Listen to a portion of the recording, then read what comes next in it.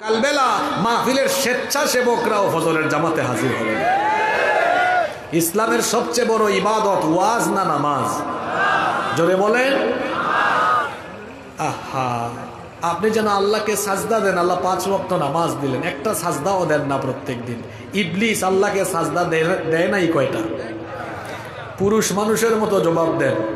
ইবলিস আল্লাহকে সাজদা দেয় নাই কয়টা? একটা না দিয়ে কি হয়েছে? শয়তান হয়েছে, মারদুদ হয়েছে, মালউন হয়েছে, কাফির হয়েছে। এজন্য আল্লাহ বলেছেন, ওয়া ইয কুলনা লিল মালাইকাতি ইসজুদু লিআদামা ফাসাজাদু ইল্লা ইবলিস আবা ওয়াস্তাকবারা ওয়া কানা মিনাল কাফিরিন। স্মরণ করো যখন ফেরেশতাদেরকে বলা হয়েছিল আদমকে সাজদা দাও, ইবলিস ছাড়া সবাই সাজদা দিয়েছে। ইবলিস আল্লাহর হুকুম অমান্য করে, অগ্রাহ্য করে, অহংকারের সাথে এই আদেশ অমান্য করার কারণে কানা মিনাল কাফিরিন, সে কাফির হয়ে গেল। ইবলিস একটা সাজদা না দিয়ে কাফের হয়ে গেল।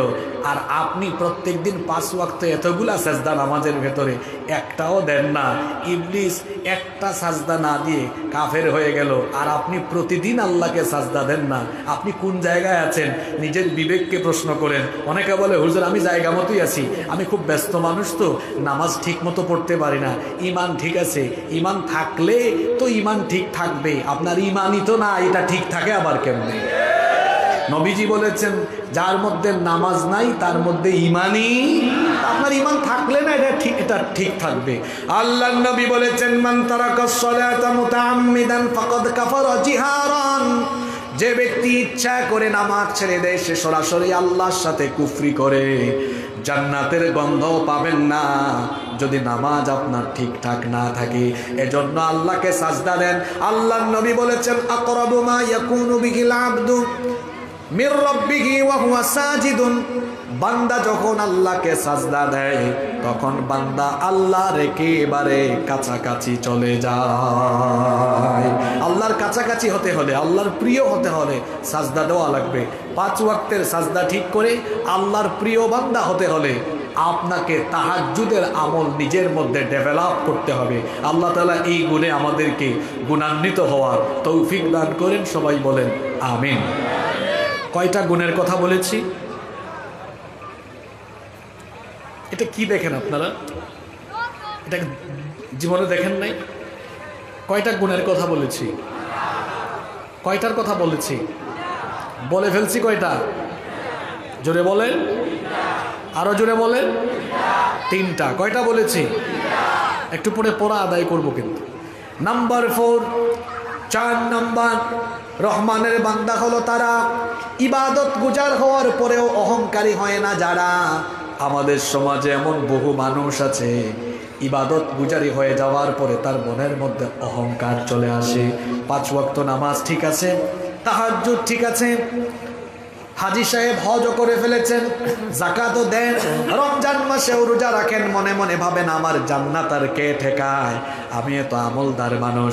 আল্লাহ তাআলা সূরা ফুরকানের মধ্যে বলেছেন, রহমানের বান্দার বৈশিষ্ট্য হলো ইবাদত গুজারি হওয়ার পরেও তার মনের মধ্যে অহংকার আসে না, বরং ইবাদত গুজার হওয়ার পরেও আল্লাহর জাহান্নামের আযাব থেকে বাঁচার জন্য আল্লাহর কাছে তারা দোয়া করে। কারণ তারা ভালো করেই জানে, ইবাদত দিয়ে, আমল দিয়েই শুধু জান্নাত পাওয়া যায় না, বরং জান্নাত পাওয়ার জন্য ইবাদতের সাথে আল্লাহর রহমেরও দরকার আছে না নাই? এজন্য তারা আল্লাহর কাছে দোয়া করে, ওয়াল্লাযীনা ইয়াকুলুনা রাব্বানা সরিফ আন্না আযাবা জাহান্নামা ইন্না আযাবাহা কানা গরামা ইন্নাহা সাআত মুস্তাকাররাম ওয়া মুকামা। আল্লাহ তাআলা বলছেন, রহমানের বান্দা হলো তারা ইবাদত গুজারি হওয়ার পরেও আল্লাহর জাহান্নামের আযাবের ভয়ে, জাহান্নামের সর্বনাশা আযাব থেকে আল্লাহর কাছে পানাহ চায় যারা। আল্লাহর প্রিয় রহমানের বান্দা হলো তারা। শুধুমাত্র আমল দিয়ে কিয়ামতের দিন জান্নাতে যাওয়া যাবে না, আমলের সাথে আল্লাহর দয়ারও দরকার আছে না নাই? আল্লাহর দয়া না থাকলে জান্নাত পাওয়া যাবে না। এজন্য নবীজি বলেছেন মান্নু কিসাউল দিবা, যার কাছ থেকে কিয়ামতের দিন হিসাব নিকাশ চাওয়া হবে সেই ব্যক্তি আটকে যাবে, ধরা খাবে, সেই ব্যক্তি জাহান্নামে যাওয়া লাগবে। কিয়ামতের দিন আল্লাহ যদি কারো কাছ থেকে সহজ হিসাব নিতে চান, আল্লাহ তাআলা বান্দার হাতে থাকা আমল নামা দেখবে, কিন্তু যাচাই বাছাই না করে আল্লাহ তাকে দয়া করে জান্নাত দিয়ে দিবে। এজন্য আল্লাহর নবী নিজেই দোয়া করতেন, আল্লাহুম্মা হাসিবনি হিসাবান ইয়াসীরা, হে আল্লাহ আমার কাছ থেকে তুমি সহজ করে হিসাব নিও। যে নবীর জীবনে গুনাহের কোনো দাগ নাই, গুনাহের কোনো ছিটাফোঁটাও নাই, জন্ম থেকে নিয়ে ওফাত পর্যন্ত, নবুয়তের আগেও মাসুম, নবুয়তের পরেও মাসুম, সেই নবী আল্লাহর কাছ থেকে সহজ হিসাবের জন্য দোয়া করেন। এমনকি ফজর এবং মাগরিবের নামাজের ফরজের পরে 7 বার আল্লাহর কাছে তিনি জাহান্নামের আযাব থেকে পানা চাইতেন, দোয়া করতেন, আল্লাহুম্মা আজরিনি মিনান নার, আল্লাহুম্মা আজরিনি মিনান নার।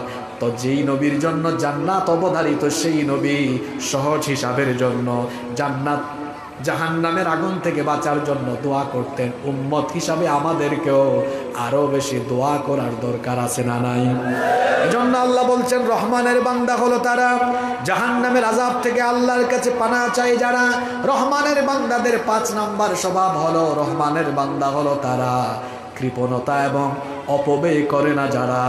রহমানের বান্দারা কিপটা হয় না। আমাদের সমাজের মধ্যে কৃপণ মানুষ আছে না নাই? অনেক মানুষ আছে না কৃপণ, আল্লাহ তাকে অনেক টাকা পয়সা দিয়েছেন, এরপরেও ছেঁড়া কাপড় চোপড় গায়ে দেয়, ছেঁড়া কাপড় চোপড় গায়ে দিয়ে হাঁটে। টাকা পয়সা আছে কিন্তু বাজার থেকে ভালো মাছ, ভালো শাকসবজি কিনে আনবে না, ভালো খাবে না, টাকা পয়সা জমায়ে রাখবে। যারা কৃপণতা করে টাকা পয়সা জমিয়ে রাখে, নিজের স্বাস্থ্যকেও নিজের শরীরকেও যারা ভালো কিছু দেয় না, শরীরের হক আদায় করে না, এই কিপটামি করে জমিয়ে রাখা সম্পদগুলো আবার শেষ বয়সে স্বাস্থ্য রক্ষায়, শরীর রক্ষায় সব শেষ হয়ে যাবে, কোনো ফায়দা হবে না। এজন্য আল্লাহ যেটা দিয়েছেন আপনি আল্লাহর নেয়ামতের বহিঃপ্রকাশ ঘটান। আল্লাহ তাআলা টাকা পয়সা দিয়েছেন, যতটুকু আছে ততটুকুর আলোকে আপনি এমনভাবে চলাফেরা করেন যাতে আল্লাহর নেয়ামতের বহিঃপ্রকাশ ঘটে, যে আল্লাহ আমাকে দিয়েছেন, আল্লাহর নেয়ামত আমি ভোগ করছি। কৃপণতা করা যাবে না, আবার অপব্যয়ও করা যাবে না। আপনাকে আল্লাহ টাকা পয়সা দিয়েছেন বলে নাচের আসরে, গানের আসরে, টাকা একটু আসে বলেই বাড়িতে ওয়াইফাই লাগাইয়া আজে বাজে জিনিস দেখতে পারবেন না, কারণ আপনি তো আল্লাহর বান্দা, আল্লাহর আনুগত্য আপনার মধ্যে থাকবে। টাকা পয়সা আছে বলে হারাম কাজে, বাজে কাজে আপনি পয়সা খরচ করতে পারেন না, কারণ রহমানের বান্দারা কৃপণও হয় না, তারা অপব্যয়কারী হয় না। তাহলে রহমানের বান্দারা কি হয়? আল্লাহ তাআলা বলছেন ওয়াল্লাযীনা ইযা আনফাকু লাম ইয়াকতুরু ওয়া লাম ইউসরিফু ওয়া কানা বাইনা যালিকা কাওয়ামা। আল্লাহ তাআলা বলছেন ওয়াল্লাযীনা ইযা আনফাকু লাম ইউসরিফু ওয়া লাম ইয়াকতুরু ওয়া কানা বাইনা যালিকা কাওয়ামা। রহমানের বান্দা হলো তারা খরচ করার সময় কৃপণতা এবং অপব্যয় করে না যারা। রহমানের বান্দারা কৃপণ হয় না, অপব্যয়কারীও হয় না, মাঝামাঝিতে তারা থাকে, অর্থাৎ মধ্যম পন্থা অবলম্বন করে। এজন্য আল্লাহ বলেছেন ওয়া কানা বাইনা যালিকা কাওয়ামা, তারা মধ্যম পন্থার নীতি অবলম্বন করে, কৃপণ হয় না, অপব্যয় করে না, বরং মাঝামাঝিতে থাকে। আল্লাহ যেটা দিয়েছেন সেটা খরচ করে নিজের আর নিজের পরিবারের জন্য, বাকি যেটুকু থাকে সম্পদ জমায় না, কারণ সম্পদ জমালে আফসোস করতে হবে। আল্লাহ সূরা হুমাযার মধ্যেও বলেছেন আল্লাযী জামা মালান ওয়া আদ্দাদা ইয়াহসাবু আন্না মালাহু আখলাদা, মাল সম্পদ জমিয়ে সে ধারণা করে এটা তার চিরস্থায়ী হবে, কিন্তু টাকা পয়সা ধন সম্পদ কারো জন্য চিরস্থায়ী হয়? করোনাকালীন সময়ে যমুনা গ্রুপের মালিক মারা গিয়েছে, হাজার হাজার কোটি টাকা তার অ্যাকাউন্টে ছিল, কত ধন সম্পদ হয়তো তার নিজের কাছেও জানা নাই। সেই সকল ধন সম্পদ রেখে সাধারণ মানুষ যেভাবে কবরে যায় সেও সেভাবে কবরে গিয়েছে। আমাদের সাথে টাকাও যাবে না, পয়সাও যাবে না, বাড়ি গাড়ি কিছুই যাবে না। এজন্য আল্লাহ বলছেন যারা বুদ্ধিমান, যারা মুমিন ব্যক্তি, যারা আল্লাহর প্রিয় বান্দা, তারা কৃপণতা করে না, অপব্যয় করে না। নিজেরা নিজের পরিবারের জন্য যেটুকু দরকার খরচের পরে বাকিটুকু যার পথে দান করে দেয়। জোরে বলেন তিনি কি? আস্তে বলবেন না, জোরে বলেন তিনি কি?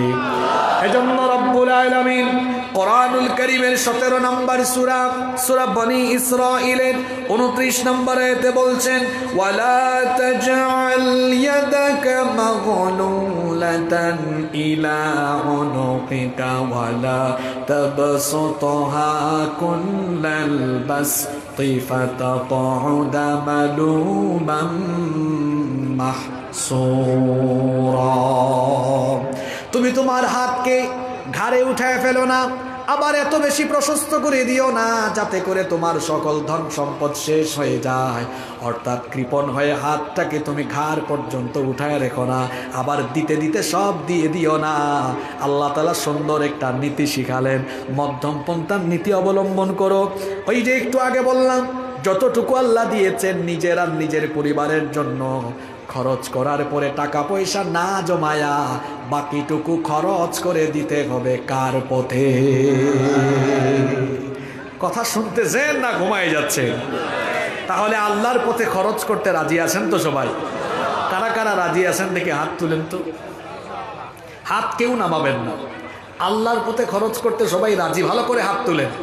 কি জাতের রাজি? আজকে ওয়াজ বাস্তবে এখানে জায়গায় বসে আমল হবে। যান, স্বেচ্ছাসেবক ভাইরা ব্যাগ নিয়ে ঢুকেন তো। এই মসজিদের উদ্যোগে মাহফিলের আয়োজন হয়েছে, মসজিদে আমাদের সৎকার পয়সাগুলো যাবে। কারণ রহমানের বান্দারা কিপটা না, তারা অপব্যয় করে না, তারা দান করে। জোরে বলেন কি করে? আর মসজিদে দান করা, মসজিদ হচ্ছে আল্লাহর সবচাইতে প্রিয় জায়গা, বাজার হলো সবচাইতে নিকৃষ্ট জায়গা। ব্যাগ যাচ্ছে, আপনারা ভাবিয়েন না ওয়াজ মনে হয় শেষ। রহমানের বান্দাদের গুণ কয়টা? 12টা। বলছি কয়টা? 5টা। ওই মাঝখানে একটা ক্লাস টেস্ট হচ্ছে আর কি। এটা কি হচ্ছে? হাত নামায় ফেলেন, হাত নামায় ফেলেন, হাত নামাইয়া পকেটে ঢুকায় রাখেন। মানুষের পকেটে ঢুকায় রাখেন না, নিজের পকেটে ঢুকান। এটা একটা টেস্ট চলছে যে আমরা ওয়াজ শুনতেছি, আমলও করছি। কিছুক্ষণ পরে ফাইনাল হবে, তবে ফাইনালটা কিভাবে হবে এটা এখন বলা যাবে না, ভয় পাইয়েন না। ফাইনাল মানে আবার সবার কাছ থেকে টাকা পয়সা লুট করে রেখে দেওয়া হবে না, বরং ফাইনালটা একটু ইলমি মুযাকারার মাধ্যমে শেষ হবে ইনশাআল্লাহ। তাহলে আমরা কয়টা বলেছি? জোরে বলেন কয়টা? আপনারা ডানে বামে যেভাবে তাকাচ্ছেন এটা খুব দৃষ্টিকটু। একটু আগে ড্রোন একটা উঠলো, ওইটার দিকে তাকায় আছেন, অথচ এদিকে কোরআনের সুন্দর আলোচনা চলে যাচ্ছে। এখানে আমরা সামান্য কিছু মানুষ, এখানে যদি আমরা পরিবেশটা নিশ্চিত করতে না পারি তাহলে আলোচনা থেকে ফায়দা আসবে না। এটা কি আমি যতগুলো কথা শুরু থেকে বলছি আমার বাপদাদার কোনো কথা বলছি? কোরআন শোনার তো একটা আদব আছে। ওয়াইদা কুরিআল কুরআনু ফাসতামিউ লাহু ওয়া আনসিতু লাআল্লাকুম তুরহামুন। যখন কোরআন থেকে আলোচনা হবে তখন মনোযোগের সাথে শুনতে হবে, আর ওয়া আনসিতু চুপচাপ হয়ে যেতে হবে। কথা চলছে কার? জোরে বলেন। তো আল্লাহর কথা চললে বান্দার কথার কি কোনো দাম আছে? আর তাহলে আমরা কেউ কথা বলবো না। দাগন ভূঁইয়ার মানুষ আমরা সবাই, অত্যন্ত নম্র ভদ্র বিনয়ী মানুষ। আমরা সেটার বহিঃপ্রকাশ আজকে এখানে ঘটিয়ে দিব। বলেন ইনশাআল্লাহ। কয়টা বলে ফেলেছি? 5টা। রহমানের বান্দা হলো তারা দানশীল যারা। নাম্বার 6, মনোযোগ আছে তো সবার? খুব গুরুত্বপূর্ণ পয়েন্ট এবার শুরু হচ্ছে। 6 নম্বরে হলো রহমানের বান্দা যারা আল্লাহর সাথে কাউকে শরীক করে না তারা। এজন্য আল্লাহ বলছেন, ওয়াল্লাযীনা লা ইয়াদউনা মা'আল্লাহি ইলাহান আখার। রহমানের বান্দা হলো তারা আল্লাহর সাথে অন্য কাউকে ইলাহ হিসাবে ডাকে না যারা। রহমানের বান্দাদের যত চাওয়া পাওয়া আছে সকল চাওয়া পাওয়া একজনের কাছে নিবেদন করে, গলার আওয়াজ বড় করে সবাই বলেন তিনি কে? রহমানের বান্দারা সুদিনেও ডাকে আল্লাহ, দুর্দিনেও ডাকে আল্লাহ, দুঃখের সময়ও বলে আল্লাহ, সুখের সময়ও বলে আল্লাহ, সুস্থতার সময়ে বলে আল্লাহ, অসুস্থতার সময়ও বলে আল্লাহ, ভালো সময়েও ডাকে আল্লাহ, খারাপ সময়েও ডাকে আল্লাহ। আল্লাহ ছাড়া অন্য কারো কাছে তারা কোনো কিছু চায় না। আল্লাহকে বাদ দিয়ে অন্য কারো কাছে চায় যারা, আল্লাহ তাআলা রুবুবিয়াতের মধ্যে, উলুহিয়াতের মধ্যে, আসমা এবং সিফাতের ভেতরে কেউ যদি শিরক ঢুকিয়ে দেয় মুশরিক হয়ে যাবে সে। শিরক হচ্ছে মস্ত বড় কবিরা গুনাহ। কবিরা গুনাহের মধ্যে সবচাইতে বড় কবিরা গুনাহ হলো শিরকের গুনাহ, আকবারুল কাবায়ের। এটা হলো সবচাইতে বড় কবিরা গুনাহ। চাইতে হবে কেবলমাত্র একজনের কাছে। জোরে বলেন তিনি কি? পরীক্ষা সামনে, আমি পড়াশোনা করব সুস্থভাবে পরীক্ষা দেওয়ার জন্য, পরীক্ষায় কামিয়াব হওয়ার জন্য আমি যার কাছে চাইব, জোরে বলেন তিনি কি? নাকি মাইজ ভান্ডার দরবারে? চট্টগ্রামের এক জাহেল আছে, জাহাঙ্গীর না তো, সে নিজেকে জাহাঙ্গীর বলে। জাহাঙ্গীরও বলে না, তার নিজের নাম জাহাঙ্গীর হুজুর। সে নিজেই হুজুর, নিজেই কি? নিজেই হুজুর। কিছু ছেলেপেলেদেরকে নিয়ে মাজারের সামনে গিয়ে বলে, যাও বাজান, এই ছেলেগুলো পরীক্ষা দিবে, ইমতেহান মে কামিয়াব, কি জানি একটা কথা বলছে, আমি ভালো করে শুনতেও পারি নাই। এদেরকে পরীক্ষায় পাশ করায় দাও। মাজারের কোনো বাবা, মৃত বা জীবিত কোনো ব্যক্তি কাউকে পরীক্ষায় পাশ করায় দিতে পারবে? চাইতে হবে কার কাছে? চাইতে হয় একমাত্র একজনের কাছে। তিনি কি? সন্তান নাই, চাইবেন কার কাছে? নাকি তাবিজের পিছনে ছুটবেন? আল্লাহর কাছে চান। আমাদের জাতির পিতা ইব্রাহিম আলাইহিস সালাম 86 বছর বয়স হয়েছে, সন্তান নাই, আল্লাহর কাছে সন্তান চেয়েছেন। জাকারিয়া আলাইহিস সালামের স্ত্রী বন্ধা, তার স্ত্রী সন্তান দিতে অক্ষম, তিনি আল্লাহর কাছে দোয়া করেছেন, তাকেও সন্তান দিয়েছেন কি? অসুস্থ হয়েছেন, আল্লাহর কাছে চান। ডাক্তারি করাবেন, চিকিৎসা করাবেন, পাশাপাশি আল্লাহর কাছে চান। জটিল এবং কঠিন রোগকেও যিনি ভালো করে দিতে পারেন তিনি কি? আইয়ুব আলাইহিস সালাম 18 বছর অসুস্থ ছিলেন। 18 বছরের এই কঠিন রোগে শোকে ভোগার পরে আল্লাহর কাছে তিনি যখন দোয়া করেছেন, সুস্থ করে দিয়েছেন কে? সব সময় আল্লাহর কাছে চাইতে হবে। এজন্য আল্লাহ বলেছেন, রহমানের বান্দা হলো তারা আল্লাহর সাথে অন্য কাউকে শরীক করে না যারা। 7 নাম্বার হলো রহমানের বান্দা হলো তারা অন্যায়ভাবে মানুষকে খুন করে না যারা।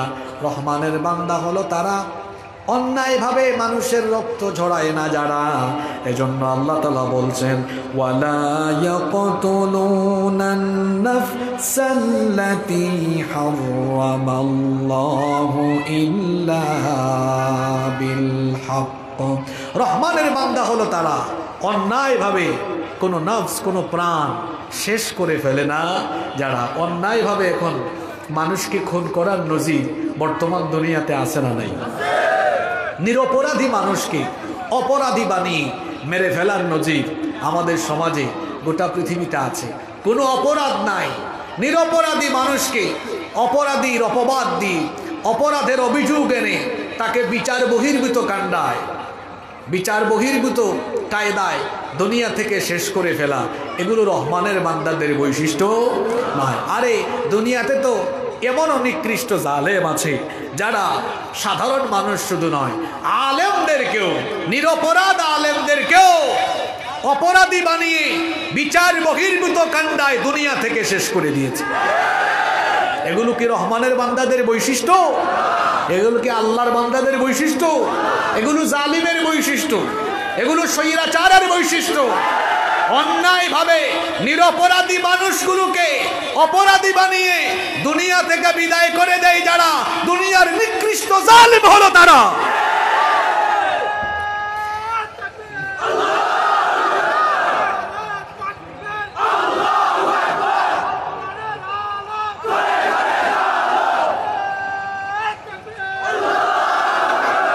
দুনিয়াতে অপরাধীকে, দুনিয়াতে নিরপরাধীকে অপরাধী বানায়া মেরে ফেলার সুযোগ আছে, বিচারের নামে অবিচারের সুযোগ আছে, কিন্তু কিয়ামতের দিন সেটা আর হবে।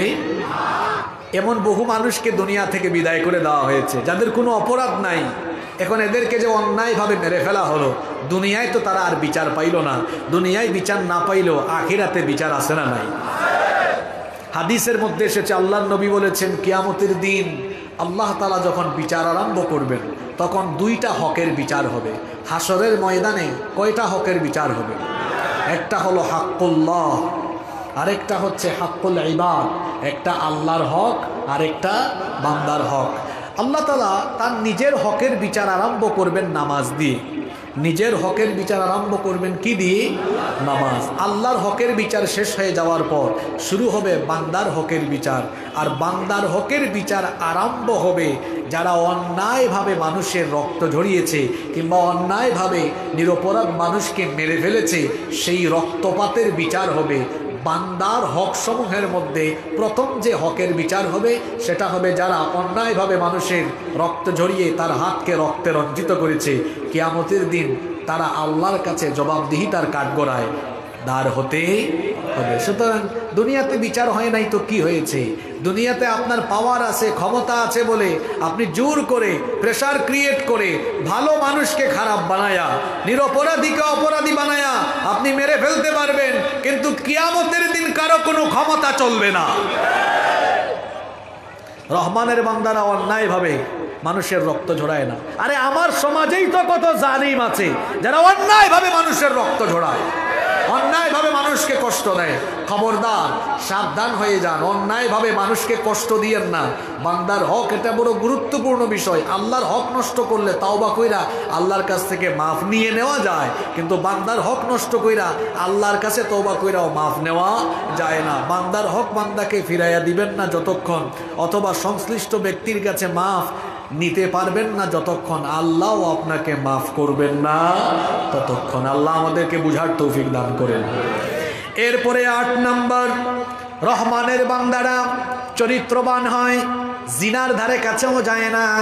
এজন্য আল্লাহ তাআলা বলছেন ওয়ালা ইয়াজনুনা ওয়া মান ইয়াফআল যালিকা ইয়ালকা আসামা। রহমানের বান্দা যারা জিনা করে না তারা, যুবক ভাইদেরকে বলছি বিবাহ বহির্ভূত হারাম রিলেশনে নিজেকে সম্পৃক্ত করো না। যারা ছাত্র পড়াশোনা করো তাদেরকে বলছি পড়াশোনাকালীন সময়ে ছাত্র জীবনে মেয়েদের ফিতনায় পড়ো না। ছাত্র জীবনে যদি মেয়েদের ফিতনায় পড়ে যাও তোমার কেরিয়ার ধ্বংস হয়ে যাবে, চরিত্র নষ্ট হয়ে যাবে, দুনিয়াও ধ্বংস হবে, আখিরাতও ধ্বংস হবে। ছাত্র জীবন, এই জীবনটা হলো পড়াশোনা আর গবেষণার বয়স। পড়ার টেবিলে মনোযোগী হও, ক্লাসে মনোযোগী হও, তাহলে কেরিয়ার সুন্দর হবে। আজান হলে পরে নামাজে দৌড়াও, চরিত্র ভালো হবে। পড়াশোনা মনোযোগ দিয়ে করে যদি কেরিয়ারটা সুন্দর করতে পারো, নামাজি হয়ে যদি চরিত্রবান হতে পারো, তুমি যদি সুন্দর কেরিয়ার আর সুন্দর চরিত্র এস্টাবলিশ করতে পারো, কোনো মেয়ের পিছনে তোমার ঘুরঘুর করা লাগবে না। গোটা ফেনী সুন্দরী সুন্দরী মেয়ের বাপ তোমার মতো সুন্দর ক্যারেক্টার আর সুন্দর চরিত্রবান ছেলের কাছে নিজের সুন্দরী মেয়ে বিয়ে দেওয়ার জন্য তোমার পিছনে তারা ঘুরঘুর ঘুরঘুর আরম্ভ করবে। নিজে সিদ্ধান্ত নাও, অসভ্য ছেলের মতো মেয়েদের পিছনে ঘুরঘুর করবা, নাকি নিজেকে এমন জায়গায় নিয়ে যাবা যাতে করে তোমার পিছনে মানুষ ঘুরঘুর ঘুরঘুর করে। নিজেই সিদ্ধান্ত নাও। বিবাহ বহির্ভূত কোনো হারাম রিলেশনে নিজেকে সম্পৃক্ত করবেন না। হারামের মধ্যে কোনো আরাম নাই। আর যারা গোপন সম্পর্কে আছেন তাদেরকে বলছি ভাই, হারাম গোপন সম্পর্ক যদি আপনি করেন, কেউ যেটা জানেন না কিন্তু সেটাও যিনি জানেন তিনি কে? আল্লাহ। এই যুবক ভাইয়েরা শোনো, রাতের বেলা যারা পর্নোগ্রাফি দেখো, যারা জিনার সাগরে ডুব দিয়ে দাও, যারা একটু একা হইলেই জিনা করতে মন চায়, চোখের জিনা, জবানের জিনা, সব রকমের জিনা করতে মন চায়, এই হাদিস বলার পরেও তোমার মাথায় যদি না ঢুকে, তাহলে আমি মনে করব তোমার মাথায় শয়তান পেশাব করে দিয়েছে। ভালো করে হাদিসটা শোনো। আল্লাহর নবী বলেছেন কিয়ামতের দিন কিছু মানুষ আরবের তিহামা পর্বতমালা, শুভ্র সেই পর্বতমালা সমান নেক আমল নিয়ে হাসরের মাঠে হাজির হবে। ভালো করে হাদিসটা শুনেন। আল্লাহর নবী বলেছেন কিয়ামতের মাঠে পর্বতমালার সমান আমল নিয়ে কিছু মানুষ হাজির হবে, কিন্তু তাদের পর্বতমালার সমান নেক আমল মুহূর্তেই হাসরের মাঠে ধুলাবালি হয়ে উড়ে যাবে, আমলগুলো বরবাদ হয়ে যাবে, নষ্ট হয়ে যাবে। কি ডেঞ্জারাস কথা, আপনি বুঝতে পারছেন? পর্বতমালা সমান আমল নিয়ে হাজির হবে, আমলগুলো কি হয়ে যাবে? ধুলা। বুঝেন তো, বাতাস আসলে ধুলা কি হয়? আপনার এই পর্বতমালার আমল ধুলা হয়ে উড়ে যাবে, নাই আমল আর নষ্ট, বরবাদ। সাহাবীরা এটা শুনে জিজ্ঞেস করলেন, ইয়া রাসূলুল্লাহ, সকলে পড়েন সাল্লাল্লাহু আলাইহি ওয়াসাল্লাম, এত বড় সাংঘাতিক কথা, বড় আশ্চর্য কথা, এতগুলো আমল কোথায় যাবে? মুহূর্তেই কোথায় হারিয়ে যাবে? কেন হারিয়ে যাবে? নবীজি তখন বললেন, সেই লোকগুলো হলো তারা আজান হলেও নামাজে যায়, মাহফিল হলে মাহফিলেও যায়, আবার জাকাতও দেয়, রমজান আসলে রোজাও রাখে, হজও করেছে হাজি সাহেব নামের আগে, ওমরাও করেছে, ভালো ভালো কাজেও থাকে, কিন্তু যখন একা হয়ে যায়, নীরবে নিবৃতে গোপনে হারাম কাজে লিপ্ত থাকে, গোপনে গোপনে একাকী হারাম কাজে লিপ্ত থাকবে যারা, হাসরের ময়দানে আমল শূন্য হয়ে যাবে তারা। কি ডেঞ্জারাস কথা, কি ভয়াবহ কথা! এই একটা হাদিসই তো আমার জীবন পরিবর্তনের জন্য যথেষ্ট। যুবক ভাইদেরকে বলছি, এই বয়সে জিনার সাগরে ডুব দিও না ভাই, নিজের লজ্জাস্থানের হেফাজত করো, চরিত্রবান হও। আল্লাহর নবী সুসংবাদ দিয়েছেন, বুখারীর হাদিস, মাইয়াদমাল্লি মা বাইনা লাহিয়াইহি ওয়া রিজলাইহি আদমানু লাহুল জান্নাহ। নবীজি বলেছেন, যে ব্যক্তি তার দু চুয়ালের মধ্যবর্তী জায়গা অর্থাৎ জিহবা এবং দু উরুর মধ্যবর্তী জায়গা অর্থাৎ লজ্জাস্থান, এর হেফাজত যারা করবে, চরিত্র যারা ঠিকঠাক রাখবে, চরিত্র যারা সুন্দর করবে, আমি আল্লাহর নবী কাল কিয়ামতের দিন তার জন্য জান্নাতের জিম্মাদার হয়ে যাব। নিজের চরিত্র ঠিক করে ফেলেন, আপনার জন্য জান্নাতের জিম্মাদারি গ্রহণ করবেন মুহাম্মাদুর রাসূলুল্লাহ সাল্লাল্লাহু আলাইহি ওয়াসাল্লাম। আল্লাহ এই গুণে আমাদেরকে গুণান্বিত হওয়ার তৌফিক দেন। কষ্ট হচ্ছে আপনাদের? এই তো আমরা শেষ দিকে চলে আসতেছি। নাম্বার 9 নম্বর হলো, রহমানের বান্দা হলো তারা মিথ্যা সাক্ষী দেয় না যারা। আমাদের সমাজে মিথ্যা সাক্ষী আছে না নাই? একটু ফেনী কোর্টে গিয়ে দেখেন, মিথ্যা সাক্ষী দিয়ে কত ভালো মানুষগুলোকে হয়রানি করা হচ্ছে। মিথ্যা সাক্ষী বাতিলকে প্রতিষ্ঠা করে, মিথ্যা সাক্ষী ভালো মানুষকে অনেক সময় মুসিবতে ফেলে দেয়। এজন্য আল্লাহ তাআলা বলছেন, রহমানের বান্দারা তারা কখনো মিথ্যা সাক্ষী দেয় না।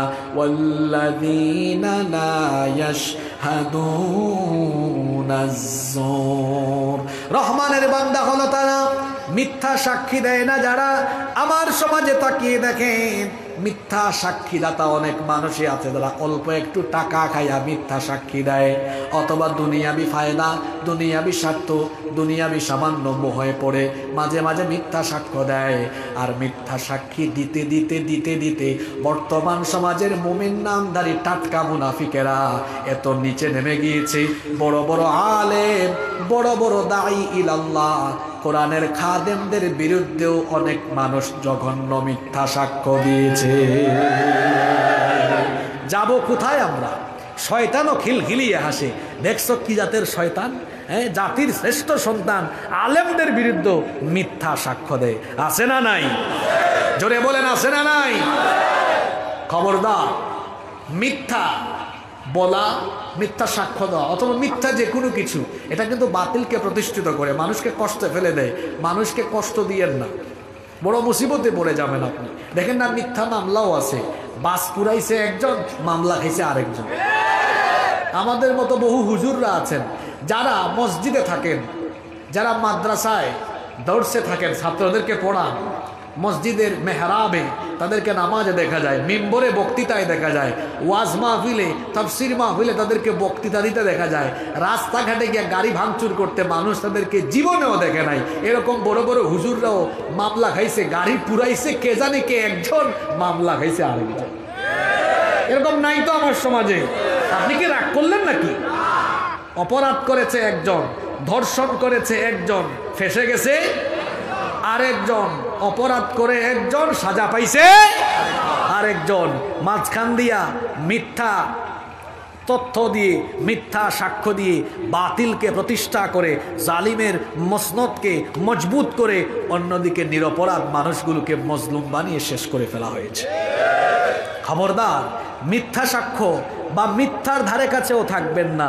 এটা রহমানের বান্দাদের, আল্লাহর বান্দাদের কোনো বৈশিষ্ট্য নয়। আহারে, আমাদের তো মিথ্যা বলার স্বভাব অনেক বেশি আছে। হ্যাঁ, আসে সে ফুলগাজী, ফোন আসছে, কয় আমি আসি সোনাগাজী। আছে না নাই? আছে দাগন ভুইয়ায়। হ্যাঁ, আছে সে দাগন ভুইয়া, বলে আমি বাড়িয়ারহাট, পাঁচগাছিয়া, অন্য কোনো জায়গা আছে। এই যে মিথ্যা বলার স্বভাব আমাদের মধ্যে আছে না নাই? আল্লাহু আকবার। মিথ্যা বলা এটা তো কোনো মুমিন ব্যক্তির স্বভাব হতে পারে না। আমরা মিথ্যা বলবো না, মিথ্যা সাক্ষ্যও দিব না। আল্লাহ আমাদেরকে তৌফিক দেন, আল্লাহ আমাদেরকে সত্যবাদী বানিয়ে দেন। নাম্বার 10, 10 নম্বর হলো এই যে এই গুণটা, রাগ করবেন না, আমি একটু সোজা সাপটা কথা বলি তো। এই গুণেও তো আমরা আজকের মাহফিলে অনেকে গুণান্বিত হতে পারে নাই। এই যে আমার আলোচনা রেকর্ড হয়েছে, আপনারা শুনবেন, প্রথম মিনিট থেকে এখন পর্যন্ত আমি একটা অনর্থক কথা বলি নাই। কারণ এত লক্ষ লক্ষ টাকা খরচ করে মাহফিলের আয়োজন হয়েছে ফালতু কথা বলার জন্য? তা আপনি এখানে এসেছেন, আপনি তো মুমিন ব্যক্তি, পার্সোনালিটি থাকবে আপনার, ব্যক্তিত্ববান হবেন, আপনি কোনো অনর্থক কথা জবান দিয়ে বের করবেন না। এটা রহমানের বান্দাদের বৈশিষ্ট্য নয়। এজন্য আল্লাহ এই সূরার মধ্যে 10 নম্বর গুণ উল্লেখ করেছেন, ওয়া ইযা মাররু বিল্লাগবি মাররু কিরামা। রহমানের বান্দা হলো তারা অনর্থক কথা বা কাজ কারবারকে উপেক্ষা করে চলে যারা। এটা কিন্তু বড় অন্যতম একটা গুণ। এই গুণে গুণান্বিত হতে পারলে আপনার দুনিয়াও সফল হয়ে যাবে, আখিরাতও সফল হয়ে যাবে। কিন্তু আমাদের সমাজের প্রায় বেশিরভাগ মানুষ বেহুদা কাজে লিপ্ত, অনর্থক কাজে লিপ্ত, কাজের কাজ একটাও করে না। দেখা যায় আজে বাজে কথাবার্তা বলার জন্য আজে বাজে স্থানে বসে যায়। এজন্য আমি চায়ের দোকানগুলোর নাম দিয়েছি বাংলাদেশের সেকেন্ড পার্লামেন্ট। ওখানে চায়ের দোকানদার স্পিকারের ভূমিকায় থাকে, আর চা খুরেরা সাংসদের ভূমিকায় অবতীর্ণ হয়ে চা পান করে আর সকল আলোচনা সমালোচনার ঝড় তারা দোকানের মধ্যে উঠায়। আরেকটা জায়গা আছে মসজিদের বৈঠকখানা বা মসজিদের পুকুর পাড়ে বৈঠকখানা থাকে। কিছু কিছু মুসল্লি আছে নামাজ আদায় করার পরে তার কোনো কাজ কাম নাই, দুনিয়ার কোনো কাজে যায় না, মসজিদের সামনের বৈঠকখানায় বসে বসে ইমাম সাহেব, মুয়াজ্জিন সাহেব কোন দিকে কি করলো, মসজিদের সভাপতি, সেক্রেটারি, মোতওয়াল্লি বা এলাকার কে কোন কাম করলো, এগুলো নিয়ে আলোচনা সমালোচনা আছে না নাই? একটা উদাহরণ দিলে আপনারা বুঝবেন। পরীক্ষার হলে, এই যে এখন এসএসসি পরীক্ষা চলছে, পরীক্ষার হলে ভালো ছাত্র যখন সকাল 10টায় হলে ঢুকে, প্রশ্নপত্র হাতে পাওয়ার পরে সে সামনে তাকায় না, পিছনে তাকায় না, ডানে বামে কাউকে গুতাগুতি করে না, কাউকে জিজ্ঞেস করে না আমাকে এইটা বলে দে, বরং প্রশ্ন পাওয়ার পরে ঘড়িটার সামনে নিয়ে ঘড়ি দেখে দেখে লিখতে থাকে। কারণ সে জানে তার সময় হলো 3 ঘন্টা। প্রত্যেকটা মুহূর্তকে কাজে লাগায়। সামনে পিছে ডানে বামে তাকানোর তার যেমন সময় নাই, তার সামনে পিছনে ডানে বামে তাকানোর যেমন কোনো প্রয়োজন নাই, ঠিক তেমনি মোমেন বান্দারা, আল্লাহর প্রিয় বান্দারা দুনিয়াতে সামনে পিছনে ডানে বামে কত বেহুদা কথাবার্তা কাজকর্ম হচ্ছে, এগুলো দেখা বা শোনার তাদের টাইম নাই। ভালো ছাত্র যেমন 3 ঘন্টা শুধু লিখে, ঠিক তেমনি ভাবে মোমেন বান্দারা, আল্লাহর বান্দারা, রহমানের বান্দারাও মরার আগ পর্যন্ত নেক আমলের প্রতিযোগিতা করে। কিন্তু এখন আমরা বেহুদা টাইম নষ্ট করি ফেসবুকে। আর ফেসবুকের নাম আমি দিয়েছি গিবত বুক, চুগলখুরি বুক, এটার নাম দিয়েছি আমি বিতর্ক বুক, ফেসবুকের নাম আমি দিয়েছি অনর্থক সময় নষ্ট করার বুক। এই ফেসবুকে যত কম থাকবেন ততই ভালো। অনেকে দেখবেন ফেসবুকে বেশি বেশি সময় নষ্ট করে ফটো আপলোড করছে, সারাদিন কমেন্টের রিপ্লাই দিচ্ছে, সারাদিন এর সাথে ওর সাথে ঝগড়া করছে। এই ক্ষেত্রে আমাদের আলেমরাও কিন্তু পিছায়া নাই, আছে না নাই? এই যে গত কয়েকদিন ধরে দেখছি আর বড় কষ্ট পাচ্ছি। মেয়ারে হক, সত্যের মাপকাঠি কে? রাসূল সাল্লাল্লাহু আলাইহি ওয়াসাল্লাম নাকি সাহাবীরা? এটা নিয়ে কওমি আলিয়া ঘরানার আলেমদের মধ্যে এবং বিশেষ করে 2 ঘরানার ইসলামী দলের মধ্যেও ব্যাপক আলোচনা সমালোচনা, ফেসবুক পোস্ট, পাল্টা পোস্ট, লাইভ পাল্টা লাইভ, এগুলো চলছে। ঠিক আছে কথা? কোন সময় এগুলো চলছে? যেই সময়ে আমাদের সন্তানদের বইয়ের ভেতরে ট্রান্সজেন্ডার, ফাহিম অন্তরার প্রেমের গল্প, নিরাপদ স্পর্শের নামে অনেক অশ্লীলতা, এবং বইয়ের ভেতরে সারেগামা পাধানিসা, লীলাবালি লীলাবালি, বড় যুবতী সৈগ, বিয়ার সাজনী, কন্যা সাজলো, যখন গোটা বইগুলোতে অশ্লীলতা, বেহায়াপনা, নোংরামি দিয়ে ভরে দিয়ে আমার কোমলমতি শিক্ষার্থীদেরকে, আগামী প্রজন্মকে চরিত্রহীন, লম্পট, সমকামী এবং চরিত্রহীন বানানোর অপচেষ্টা চলছে, সেই সময়ে কৌমি আলিয়া সকল দলমতের আলেমুলামারা এক টেবিলে বসে এই মুহূর্তে কি করণীয়, কি করা যায় সেটা নিয়ে যখন সংলাপ করা বসা দরকার, দায়িত্বশীল মহলকে গিয়ে সজাগ করা দরকার, তখন আমাদের রাহবারেরা মেয়ারে হক নিয়ে তারা আলোচনা সমালোচনা আরম্ভ করেছেন। এই মেয়ারে হক, এই যে শব্দটা, এটা কুরআন সুন্নাহর বহুল ব্যবহৃত কোনো পরিভাষাও নয়। ভারতীয় উপমহাদেশে এটা, বিশেষ করে যখন বাংলাদেশ, ভারত, পাকিস্তান সব যখন এক জায়গায় ছিল, এক দেশে আমরা ছিলাম, তখন এক ঘরানার আলেমদের থেকে এই শব্দটির উৎপত্তি হয়েছে। রাসূল সাল্লাল্লাহু আলাইহি ওয়াসাল্লাম এবং সাহাবীদেরকে আমরা ভালোবাসবো, তাদেরকে আমরা অনুসরণ করব, অনুকরণ করব, বাস এতটুকু কথা হওয়াই উচিত। আমরা এগুলো নিয়ে আলোচনা সমালোচনা বা নতুন নতুন শব্দের উৎপত্তি ঘটিয়ে জনমনে, সাধারণ মানুষের মধ্যে বিভিন্ন ধরনের ফিতনার সৃষ্টি যদি আমরা করি, তাহলে আলেমদের প্রতি মানুষের আস্থা, বিশ্বাস, সম্মান, মর্যাদা দিন দিন কমে যাবে। যদি এগুলো কথা বলা প্রয়োজনই হয়, তাহলে পর্দার অন্তরালে নিজেরা বসে আলোচনা করা যায়। এই যে ফেসবুকে এই শব্দগুলো বলছেন, এই যে আমার সামনেও যারা আছে, এদের মধ্যে 99% মানুষ হয়তো এই শব্দটা অনেকে নতুন শুনেছে, বা শুনলেও অনেকে এই শব্দের আগাও বুঝে না, মাথাও বুঝে না। এগুলো তো একাডেমিক কিছু শব্দ, এই শব্দগুলো নিয়ে তো বসে আলোচনা করা যায় নিজেদের মধ্যে। এগুলো তো জনমনে বা মানুষের সামনে পাবলিক সাইটে এনে ফিতনার মধ্যে আরো ফিতনা লাগানো উচিত নয়। উচিত ছিল উম্মতকে এক রাখা। এমনিতেই উম্মতের ঘরে আগুন জ্বলছে, উচিত ছিল সবাইকে পানি নিয়ে এগিয়ে এসে উম্মতের ঘরের আগুন নিভিয়ে ঠান্ডা করে উম্মতকে একত্রিত করা। কিন্তু হায় হায় হায়, আগুন নিভাবে কারা? দেখা যাচ্ছে আগুন লাগার পরে পানি নিয়ে না এসে কেরোসিন নিয়ে এসে আবার আগুন আরো জ্বালিয়ে দেওয়ার উপক্রম হচ্ছে। এদিকে আলেমে কামড়াকামড়ি হচ্ছে, আর ওই দিকে আমরা বাহাস করছি, সংলাপ করছি, ভিডিও পাল্টা ভিডিও, আলোচনা পাল্টা সমালোচনা, এগুলো করছি। আর অন্যদিকে ট্রান্সজেন্ডার পড়াইয়া এবং অন্যান্য অসভ্যতামি, নোংরামি বাচ্চাদেরকে শিখাইয়া সামনে পরীক্ষা চলে আসতেছে। আপনারা আমার কথা বুঝতেছেন আমার কথা? কিছু কিছু আলেমও এখন বের হয়েছেন। আমি এই কথাগুলো কোনোদিন মাহফিলে বলি না, কারণ কারো সমালোচনা করা, কারো সম্পর্কে কথা বলা আমি এটা পছন্দ করি না। কারণ কোরআনের মাহফিল কাউকে নিয়ে কটাক্ষ করা, কাউকে নিয়ে সমালোচনা করার জায়গা নয়। কিন্তু এটা আজকে বাধ্য হয়ে বলতে হচ্ছে। কিছু কিছু ভাইরা দেখা যাচ্ছে সারাদিন ফেসবুকে থাকে, তারপরে ফেসবুকে কি সারাদিন দেখলো সেই গুরুত্বপূর্ণ ভাইরাল ইস্যুগুলো নিয়ে তার মাহফিলে 50 মিনিট বা 1 ঘন্টা এগুলো নিয়ে আলোচনা করলো, নিজে সবসময় আলোচনায় থাকতে চায়। অথবা এই আলেম কি করলো, ওই আলেম কি করলো, এই আলেম কি করলো, ওই আলেম কি হলো। আমার ভাই, মুমিন তো মুমিনের আয়না। আয়নার সামনে দাঁড়ালে যেমন, আমি আয়নার সামনে দাঁড়ালাম, আমার চেহারার মধ্যে কোনো খুঁত আছে কিনা, আমার শরীর ঠিক আছে কিনা, আমার কাপড় চোপড় ঠিক আছে কিনা, আয়না কি সেটা বলে দিবে না? এক মুমিন আরেক মুমিনের আয়না। আমার কোনো ভাই ভুল করতে পারে, তার মধ্যে কোনো ভুল থাকতে পারে। এখনকার দিনে যোগাযোগ সহজ না কঠিন? জোরে বলেন। প্রত্যেকের ফেসবুক অ্যাকাউন্ট আছে, আমি তাকে ইনবক্সে নক করতে পারি, অথবা বিশেষ করে যারা অত্যন্ত সুপরিচিত তাদের নাম্বার পাওয়া তো ব্যাপারই না। যোগাযোগ করা আজকাল কত ইজি। আপনি তার সাথে ব্যক্তিগত যোগাযোগ করে ইসলাহ করতে পারেন, সংশোধন করতে পারেন, নিজেরা বসে নিজেদের সমস্যা সমাধান করতে পারেন। শুধুমাত্র নিজে ভাইরাল থাকার জন্য অথবা নিজে আলোচনায় থাকার জন্য এই ধরনের পন্থা অবলম্বন করা, এটা কোনো ভালো ভদ্র আলেমের বৈশিষ্ট্য হতে পারে না। এগুলো বন্ধ করুন।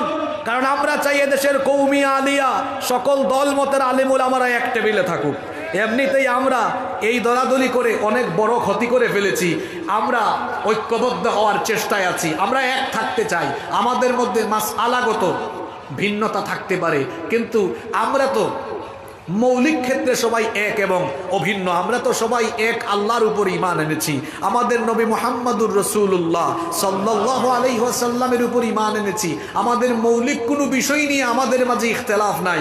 কোনো ঘরানার আলেম কি বলেছে যে ফজরের নামাজ 4 রাকাত, আর আরেক ঘরানার আলেমরা বলেছে না, আমাদের কাছে মনে হয় 8 রাকাত। কথা বলেন, মৌলিক কোনো বিষয় নেই আমাদের মধ্যে পার্থক্য, আমাদের মধ্যে কোনো ইখতিলাফ নাই। যে সকল ইখতিলাফগুলো আছে সেগুলো এমন এমন বিষয় যেগুলি নিয়ে ইখতিলাফ থাকলেও আমরা চাইলে এক হয়ে ঐক্যবদ্ধ থাকতে পারি। সুতরাং বলবো এই সংকীর্ণতা নিজেদের অন্তর থেকে, হৃদয় থেকে ঝেড়ে ফেলে দিয়ে আসুন উদারতা লালন করে আমরা যদি নিজেরা উদার হতে পারি, আমাদেরকে দেখে এদেশের মুসলমানরা শিখবে। আমরা একজন আরেকজনকে সম্মান করে কথা বলতে শিখি, একজন আরেকজনকে আন্তরিকভাবে ভালোবাসতে শিখি। আমরা যদি নিজেদের মধ্যে আন্তরিকতা, ভ্রাতৃত্ব, সম্মানবোধ আর ভালোবাসা বাড়াতে পারি, তাহলে এদেশের মুসলমানরাও আমাদেরকে দেখে দেখে ঐক্যবদ্ধ হয়ে যাবে।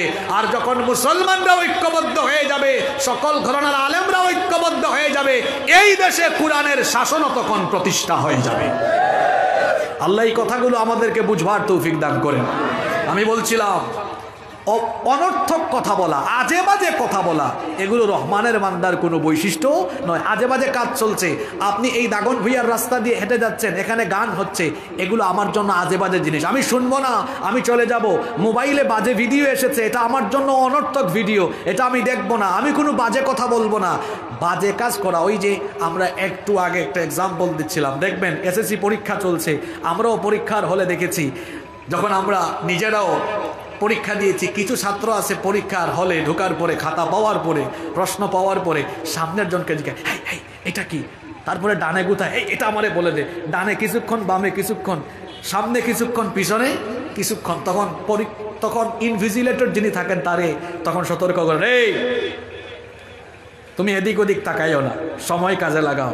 ইনভিজিলেটর যেমন ওই পরীক্ষার্থীকে সতর্ক করেন, আল্লাহও যেন আমাদেরকে এই দুনিয়ার পরীক্ষা গৃহে আমাদের মতো ইমানদারকে সতর্ক করে বলছেন, বান্দা তুমি অনর্থক কথা বা কাজে মনোযোগী হয়ো না, তোমার স্বভাব হবে এমন, ওয়াইদা মাররু বিল্লাহি মাররু কিরামা, অনর্থক কথা বা কাজ চলছে এমন জায়গা দিয়ে গেলে তুমি সম্মানের সাথে বিচরণ করবা, চলে যাবা, ব্যক্তিত্ববান ইমানদারের মতো সেগুলোকে উপেক্ষা করে চলবা। সুবহানাল্লাহ বলেন। এই গুণে আল্লাহ গুণান্বিত হওয়ার তৌফিক আমাদেরকে দান করেন, বলেন আমিন। এরপরে রহমানের বান্দাদের 11 নম্বর গুণ হলো, কোরআন থেকে যখন তাদেরকে উপদেশ দেওয়া হয় তখন তারা অন্ধ আর বধিরের মতো আচরণ করে না। এই যে দীর্ঘ 1 ঘন্টা ধরে আপনাদেরকে আমি কোনো উপদেশ দিচ্ছি না, আল্লাহর কথাগুলো আল্লাহ দয়া করে আমাকে দিয়ে বলাচ্ছেন, এই সবগুলো উপদেশ, জোরে বলেন কার উপদেশ? আল্লাহ তাআলা বলছেন রহমানের বান্দাদের স্বভাব হলো আল্লাহর কালামের উপদেশগুলো তারা যখন শুনে আবু জাহেলের মতো আচরণ করে না। আবু জাহেল নবীজির কাছ থেকে কোরআন শুনেছে, নবীজির কণ্ঠে কোরআন শোনার পরে গুমরা আরো গুমরা হয়েছে। আমাদের সমাজেও আবু জেহেলীয় চরিত্রের বহু মানুষ আছে যারা কোরআনের উপদেশ শোনার সময় তারা দিলের কান দিয়ে শোনে না, শুনে এক কান দিয়ে বের করে দেয় আরেক কান দিয়ে। কোরআন বলছে সুদ খেও না, এটা শোনার পরেও সে সুদ খায়, মনে হয় যেন বধিরের মতো স্বভাব, শুনেও না শোনার ভান ধরে। এমন মানুষ বলেন তো আমাদের সমাজে কম বেশি আছে না নাই? অন্যায় অপকর্ম কোনটা হারাম কোনটা নিষিদ্ধ সব কোরআন বলে দিয়েছে, শোনার পরেও বধিরের মতো আচরণ করে, দেখেও যেন না দেখার ভান করে, শুনেও যেন না শোনার ভান করে। আল্লাহ তাআলা বলছেন এটা রহমানের বান্দার বৈশিষ্ট্য নয়, বরং রহমানের বান্দাদের স্বভাব হলো, আল্লাহ তাআলা বললেন ওয়াল্লাযীনা ইযা যুক্কিরু বিআয়াতি রাব্বিহিম লাম ইয়াখিরু আলাইহা সুম্মান ওয়া উময়ানা। রহমানের বান্দা হলো তারা কোরআন দিয়ে তাদের রবের উপদেশ শোনানো হলে অন্ধ আর বধিরের মতো আচরণ করে না। যারা কোরআন শুনলে রহমানের বান্দাদের ইমানদারদের ইমান আরো বাড়ে না কমে? আরো জোরে বলেন বাড়ে না কমে? ইন্নামাল মুমিনুনাল্লাযীনা ইযা যুকিরাল্লাহু ওয়াজিলাত قلوبهم وإذا تليت عليهم آياته زادتهم إيمانا وعلى ربهم يتوكلون। নিশ্চয়ই মুমিন হলো তারা নিশ্চয়ই মুমিন হলো তারা আল্লাহর কথা স্মরণ হলে অন্তরটা কম্পিত হয়ে যাদের, অন্তর আল্লাহর ভয়ে ভীত হয়ে যাদের, এবং আল্লাহর আয়াত যখন তাদেরকে শোনানো হয় তাদের ঈমান আরো বেড়ে যায়। আল্লাহ এই গুণে গুণান্বিত হওয়ার তৌফিক আমাদেরকে দান করেন, বলেন আমিন। 12 এবং সর্বশেষ হলো রহমানের বান্দাদের গুণ হলো, বিবাহিত অবিবাহিত সকলকে বলছি এই শেষের কথাটা ভালো করে শোনেন। কথায় আছে শেষ ভালো যার সব ভালো তার। রহমানের বান্দারা তাদের আহাল, তাদের পরিবার, স্ত্রী সন্তানদেরকে তারা চক্ষু শীতলকারী দেখতে চায়, পরহেজগার মুত্তাকি দেখতে চায়। এজন্য তারা তাদের স্ত্রী সন্তানদের জন্য আল্লাহর কাছে দোয়া করে। তারা বলে ওয়াল্লাযীনা ইয়াকুলুনা রাব্বানা হাব লানা মিন আযওয়াজিনা ওয়া যুররিয়াতিনা কুররাতা আ'য়ুনিন ওয়াজআলনা লিল মুত্তাকিনা ইমামা। রহমানের বান্দা হলো তারা দোয়ার সময় যারা বলে হে আল্লাহ আমাদের স্ত্রী আর সন্তানদেরকে চক্ষু শীতলকারী বানাও, এই দোয়াটি করে যারা রহমানের বান্দা হলো তারা। নেককার স্ত্রী, দিনদার স্ত্রী আমরা সবাই চাই কি চাই না? যারা বিবাহ করেন নাই, অবিবাহিতরা সকল দোয়া মিস করলেও এই দোয়া মিস করবেন না।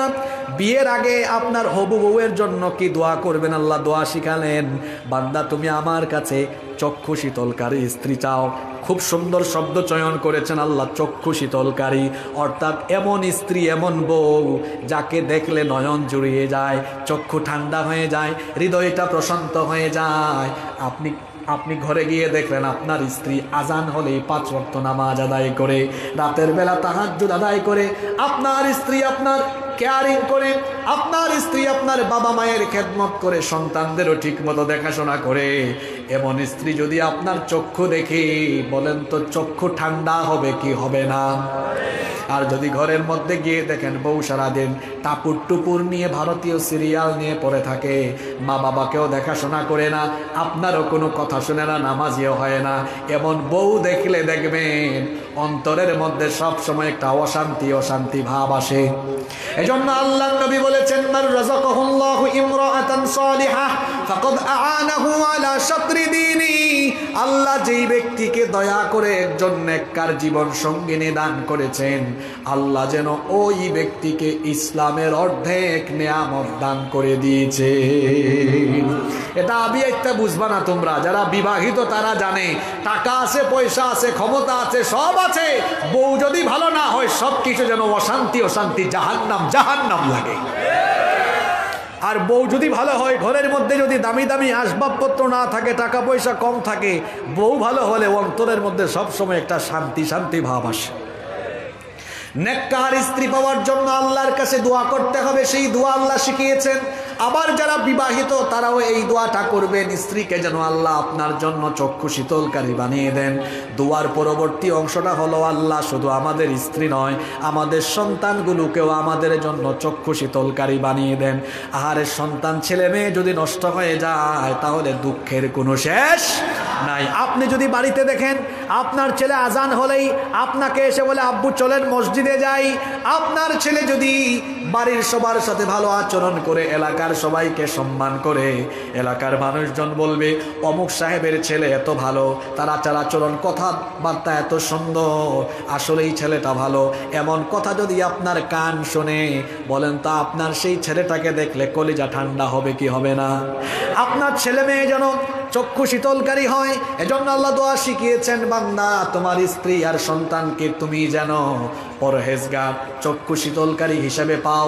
এজন্য আমার কাছে তুমি দোয়া করো, এটা আমার প্রিয় বান্দার বৈশিষ্ট্য। আল্লাহ তাআলা দয়া করে দোয়াটাও শিখাইয়া দিলেন। কেউ চুপ থাকবেন না, সবাই আমার সঙ্গে পড়েন, রব্বানা হাব লানা মিন আজওয়াজিনা ওয়া যুররিয়াতিনা কুররাতা আয়ুনিন ওয়াজআলনা লিল মুত্তাকিনা ইমামা। হে আমাদের রব, আমাদের স্ত্রী সন্তানদেরকে তুমি আমাদের জন্য চক্ষু শীতলকারী বানিয়ে দাও, আর আমাদেরকে মুত্তাকিদের ইমাম বানিয়ে দাও। ভালো করে শোনেন। অনেকে আছেন তার ছেলেকে নিয়ে একজন আলেমের কাছে এসে বললেন, হুজুর দোয়া করেন আমার ছেলেটা যেন আপনার মতো আলেম হতে পারে। বাবা, আপনার স্বপ্ন এত ছোট কেন? আপনার ছেলে অমুক আলেমের মতো তমুক আলেমের মতো আলেম হবে কেন? আল্লাহ এত বড় স্বপ্ন দেখালেন, এত সুন্দর দোয়া শিখালেন। আল্লাহ বলছেন তুমি দোয়া করো তোমার স্ত্রী সন্তান যেন মুত্তাকিদের ইমাম হয়। কাদের ইমাম?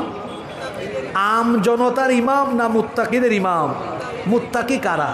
ইন্না আকরামাকুম ইনদাল্লাহি আতকাকুম। কোরআনের এক আয়াতের তাফসীর অন্য আয়াতে পাওয়া যায়, আল্লাহর কাছে সকল মানুষের মধ্যে সবচাইতে সম্মানিত তারা মুত্তাকি যারা। সুবহানাল্লাহ পড়েন।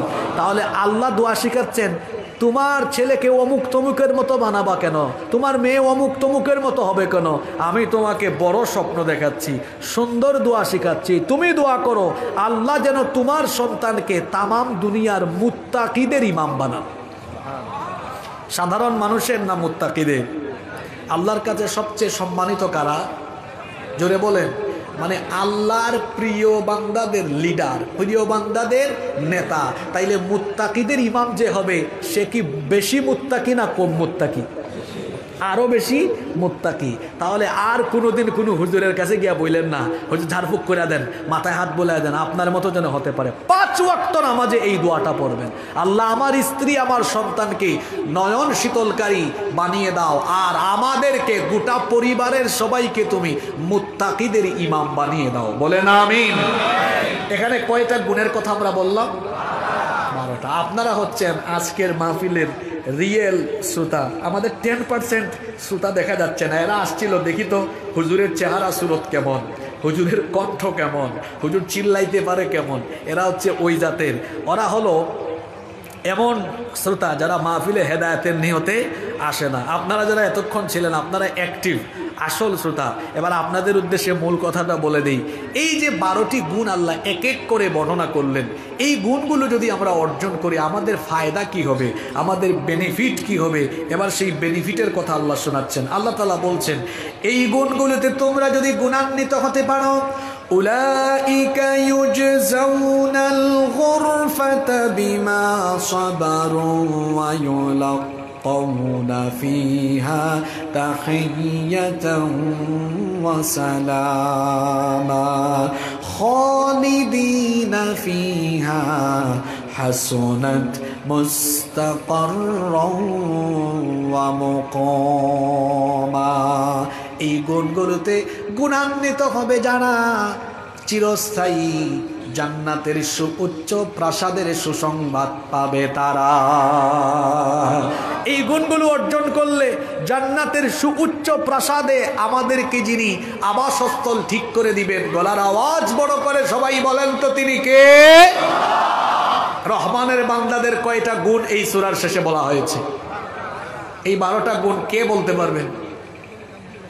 মাশাআল্লাহ মাশাআল্লাহ। ওই সবুজ পাঞ্জাবি ভাই বলুক দেখি। ভাই নীল পাঞ্জাবি না নেভি ব্লু, বলেন তো ভাই।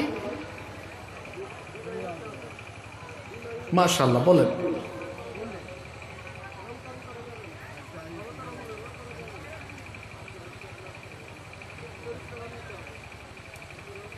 না আপনার উল্টা পাল্টা হয়ে গেছে, আপনি একটারে বানাইছেন 2 পয়েন্ট। আপনি বলেন তো ভাই। ওয়ালাইকুম আসসালাম।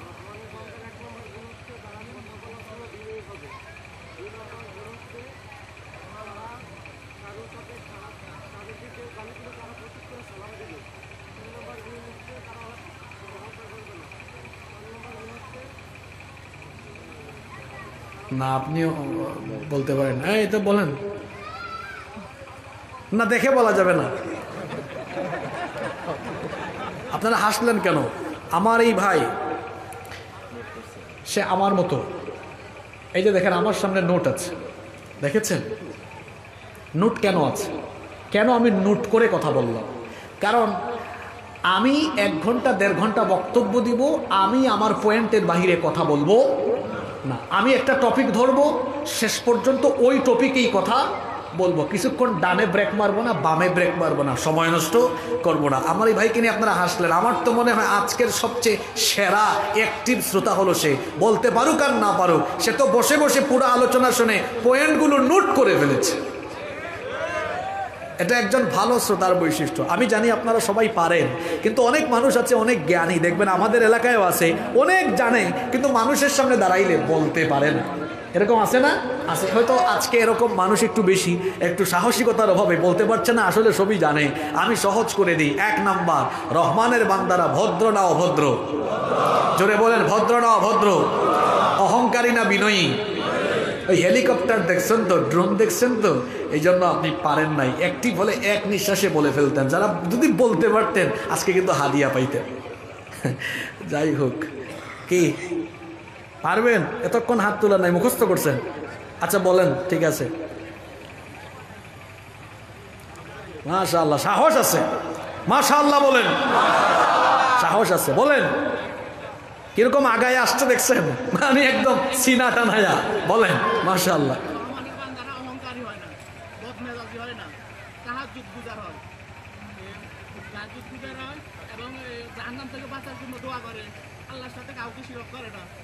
মিথ্যা সাক্ষী দেয় না, সত্যবাদী, তারপরে ছেলে সন্তান চক্ষু শীতলের জন্য দোয়া করে, অনেক কোনো কথা বলে না। আমার ভাই বলে ফেলছে মাঝখানে, ওই যে ভয়ের কারণে এতগুলা মানুষ সামনে তো মাঝখানে একটা ফালাই আসছে, একটা কৃপণ হয় না, দানশীল হয়। হ্যাঁ, তারপরে আরো 1-2টা মাঝখানে ছুটে গেছে। কোরআন অন্ধ আর বধিরের মতো শোনে না, এই দুই হেদায়েতের উদ্দেশ্যে শোনে। মাশাআল্লাহ। যাই হোক, আমার ভাই অন্যদের চেয়ে এগিয়ে আছে। বলেন মাশাআল্লাহ। বসেন, 100তে 100 পাইলে হাদিয়া থাকে, এরকম হবে না। মাশাআল্লাহ। তবে আপনাদের আরো মনোযোগ দিয়ে শোনা উচিত ছিল। আমি এটা আজকের মাহফিলে না, আমি সকল মাহফিলে আলোচনার শেষে মানুষকে প্রশ্ন করে বুঝি, কি বুঝছেন বলেন, সামারি বলেন, পুরো আলোচনার সামারিটা কি। যাই হোক, চলেন আমরা সামারিটা 1 মিনিটে জেনে নেই। রহমানের বান্দারা হয় নম্র, ভদ্র, বিনয়ী। 2 নাম্বার, রহমানের বান্দারা উগ্র হয় না, বদমেজাজি হয় না, বরং তারা হয় সহনশীল। রহমানের বান্দারা কি হয়? সহনশীল। 3 নাম্বার, রহমানের বান্দারা রাতের বেলা তামাশা করে না, সাজদা দেয় কাকে? 4 নাম্বার, রহমানের বান্দারা ইবাদত গুজারি হয়ে অহংকার হয়ে যায় না, আল্লাহর আযাব থেকে বাঁচার জন্য আল্লাহর কাছে কি করে? দোয়া করে। 5 নাম্বার, রহমানের বান্দারা কৃপণও হয় না, অপব্যয়কারীও হয় না, তারা কি হয়? দানশীল। জোরে বলেন, দান করছেন তো সবাই? কারা কারা করছেন দেখে হাত তোলেন তো। যারা করে নাই হয়তো বাড়ি থেকে আসার সময় কিছু নিয়ে আসে নাই, আল্লাহ তাদেরকে আরো বড় দানশীল বানিয়ে দেন। 6 নাম্বার, রহমানের বান্দারা আল্লাহর সাথে কাউকে শরীক করে না। 7 নাম্বার, রহমানের বান্দারা অন্যায়ভাবে মানুষ হত্যা করে না। 8 নাম্বার, রহমানের বান্দারা জিনা বেবিচারের ধারে কাছেও যায় না। 9 নাম্বার, রহমানের বান্দারা মিথ্যা সাক্ষ্য দেয় না। 10 নম্বর, রহমানের বান্দারা অনর্থক কথা বা কাজের ধারে কাছেও যায় না। 11 নম্বর, রহমানের বান্দারা কোরআন অন্ধ আর বধিরের মতো শোনে না, শোনে তারা হেদায়াতের উদ্দেশ্যে। 12 নম্বর হলো স্ত্রী সন্তান আর নিজের গোটা পরিবারকে পরহেজগার হওয়ার জন্য, বিশেষ করে স্ত্রী সন্তানকে চক্ষু শীতলকারী হিসাবে পাওয়ার জন্য দোয়া করে কার কাছে? এই 12টি গুণে যদি আমরা গুণান্বিত হতে পারি, আমাদের জীবন সুন্দর হয়ে যাবে, আমাদের জীবন সফল হয়ে যাবে। দুনিয়াতেও টেনশন থাকবে না, আখিরাতেও কোনো টেনশন থাকবে না ইনশাআল্লাহ। কারণ এই গুণাবলী অর্জনকারীদের জন্য তো দুনিয়ার কোনো হুজুর জান্নাতের সুপারিশ, জান্নাতের ঘোষণা করেন নাই, সুসংবাদ দেন নাই। সরাসরি জান্নাতের ঘোষণা যিনি দিয়ে রেখেছেন, জোরে বলেন তিনি কি? আল্লাহ তাআলা আমাদেরকে এই 12টি গুণে গুণান্বিত হওয়ার তৌফিক দান করেন।